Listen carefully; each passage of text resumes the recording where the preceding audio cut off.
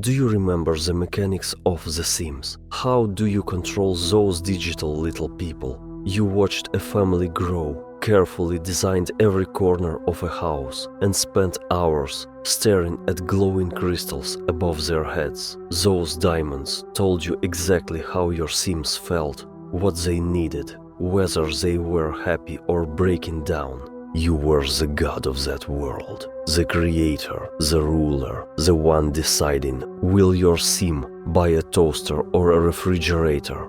Will they fall in love or start another fight? When will the next child be born? And what will their future look like? It was fascinating to play with virtual lives, to treat them like test subjects in a digital vivarium. But here's where things get uncomfortable. What if I told you the same thing is happening to you? The illusion of choice. Think about your own life for a moment. Has there ever been a time when something strange pulled you in a specific direction? You avoided a car crash by pure luck. You decided to walk instead of taking the bus, and that one choice led you to meet someone who changed your life or gave you a sudden flash of insight. Coincidence? Or was it written in advance? What if your entire story is already scripted, or worse, being written right now by someone watching you from the other side of an invisible screen? You like to believe you're free, that every decision is yours. But so do the Sims. They laugh, cry, fight, and fall in love. They burn toast, repair toilets, and raise children. To them, it all feels real, and yet they are just code, characters in a game. What makes you so different? The Sims and the God above. In The Sims, you play God. You design, command, and manipulate lives. Your Sims think they have agency, but in truth, every moment is yours to decide. Now ask yourself, what if that's exactly what's happening to you? You wake up, you go to work, you fight, you fall in love, you lose, you win. But what if it's all being pushed along by an unseen hand? The higher entities, the elites, the players behind the screen, watching as your life unfolds like pixels on a monitor. You insist, but I'm real. I can drink tea and feel the warmth. I can choose where to go, what to do, who to love. But are you sure? Sims believe they are real too. They eat, they cry, they feel joy and anger, and yet to us they are nothing but scripted illusions. Maybe we're no different. Maybe your existence is simply a line of code in a game too vast for you to comprehend. And if that's true, your free will is nothing but an illusion carefully written into the program. The way we wrote emotions into Sims. The prison of fate.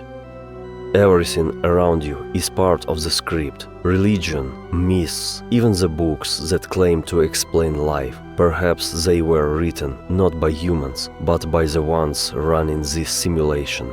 Think about it. History itself may just be pre-written storylines.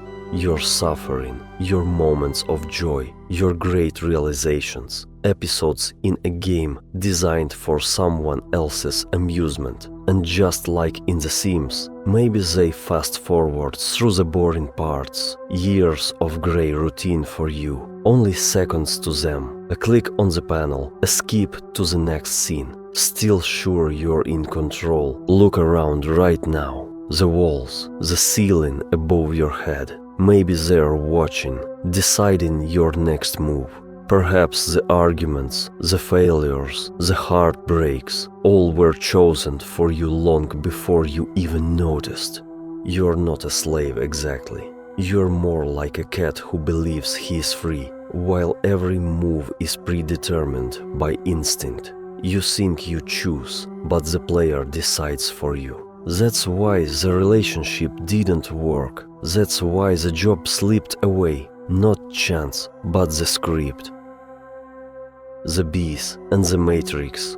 To make it more straightforward, let's compare with insects. A bee believes she's living freely. flying from flower to flower, building her hive. But the beekeeper knows the truth. She is gathering honey for him. She will never understand his role, because he exists outside her scale of thought, and so do we. We will never step outside the matrix, never meet the player face to face, never break the script, because the code forbids it. You are a sim, I am a sim. Our choices, our struggles, our victories, all part of someone else's game. So what's left to live? Even if it's an artificial reality, even if freedom is just an illusion, we can still feel, love, create. But don't forget, someone is always watching.